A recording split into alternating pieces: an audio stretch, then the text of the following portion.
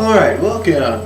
We are in 2 Peter still, 1 verses 3 through 11. We are going to go on self-control this week. Self-control is a very difficult subject sometimes for us because it's just difficult to have self-control. Where did the original sin come from? The very first sin?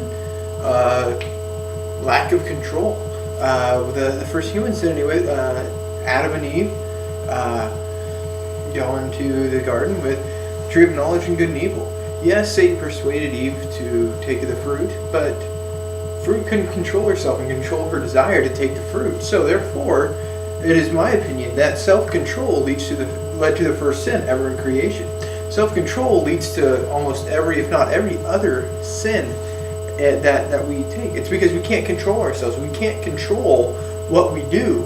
And when we can't control what we do, we can't consciously decide what we do, and we just do it.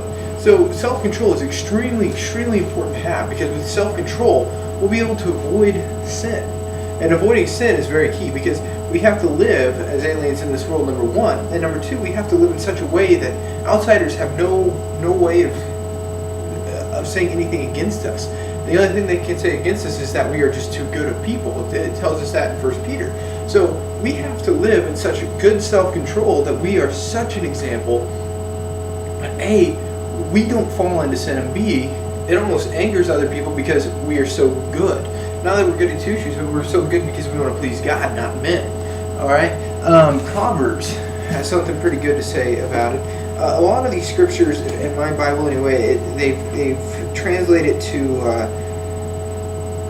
self-discipline or discipline. Discipline and control are very similar. So some of these scriptures will intertwine. This first one actually, Proverbs 25, verse 28, it says, "A man who does not control his temper is like a city whose wall is broken down." Temper is very, very difficult. It used to be extremely hard for me to keep under wraps. I had a terrible temper growing up. That's just who I was. Do I still have a temper? At times, yeah. I mean, it's hard for me to control. I control it, or I let it out in different ways now than just throwing fits like I used to.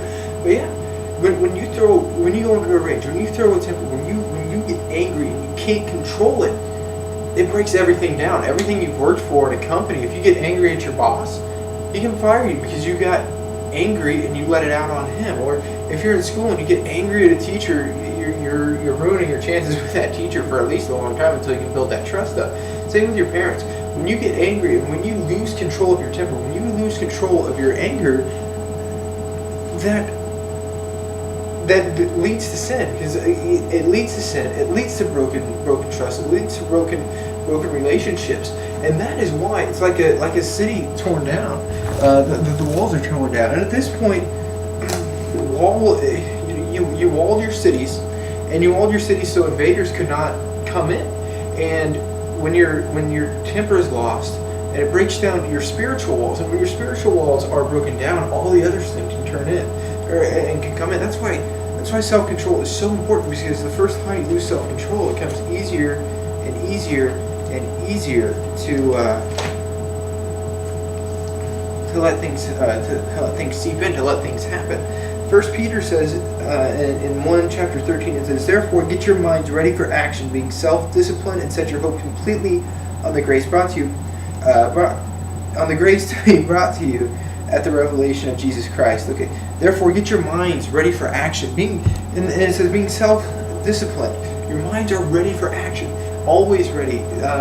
Your Marines, your SEALs, your Army Old Guard, all of those people are extremely disciplined. They are ready to go at a moment's notice. The drop of a hat, they say go. They're disciplined enough that they are ready. They are always ready. Their bodies are always in shape. They're always ready to go. They're always ready to go protect. And that's the same way we got to be. We always have to have our minds ready. We always have to be going forward. And we have to be disciplined. We can't be focused on things down here. We have to be disciplined enough to be looking at heaven, because once we're looking at heaven, once we're looking up toward God and not pleasing men anymore, we're pleasing God. That's when our life changes. That's when our life shifts away from who we want to be to what God wants us to be. And it takes discipline to be looking ahead. Do we want to go help that person, or is that going to make us look like a suck up or cheesy? Or do we help that person because we know that's what God wants? We know that's what Jesus would be doing if he were here right now. do we do this because we're disciplined enough to realize it doesn't matter what Jim Bob and Susie Bowl and whoever cares, or do we do it because we are disciplined enough that we know this is what God wants us to do? We know because we are looking to heaven and we know that's what God wants us to do. That is when self-discipline comes into play. It's not just keeping yourself away from doing bad, but it's making sure you're so disciplined, you're so controlled in yourself, and you've got your sights set on the right areas that you are willing to do more and step out and do more for God. And then in 1 Peter chapter 4, verse 7, I think it is. Now the end of all things is near. Therefore be clear-headed and disciplined for prayer. Be disciplined in your prayer life. Be disciplined. Be clear-headed when you pray. Don't clutter yourself with other things when you pray. Just focus on God and have control in your prayer. Have maybe a regimented prayer life. Make sure you're praying. Be self-controlled and be disciplined enough to be constantly praying. Praying is your link to God. Praying is how you learn to let God into your life. When you pray and you start praying for God to give you opportunities and giving you the faith and giving you the ability to walk through the doors, when you have the control, when you have the self-control to constantly be praying that, to be constantly looking for opportunities, that's when the self-control takes over. When it's not you're avoiding sin, but you're avoiding not committing things that you shouldn't do, or when the self-control can really take over and do good. Let me rephrase this a little bit, is when you have the self-control to know that you're going to do this for God. You're not doing this just to take the easy road.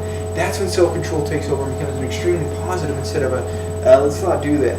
It becomes positive because you're looking at, hey, I'm disciplined enough. I have enough self-control that I'm looking at how this is affecting my life spiritually and how this is going to affect someone else's life.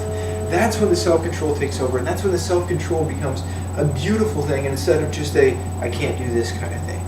So that's what you got to remember, is be controlled enough, have a sound mind to be always praying, always be looking towards heaven, always have the control to be able to go forward in your Christian life and not slide or just plateau, but always be going forward.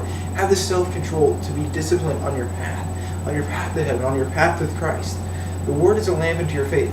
The Word is a lamp unto your feet, as David tells us, and I think it's in Psalm 119.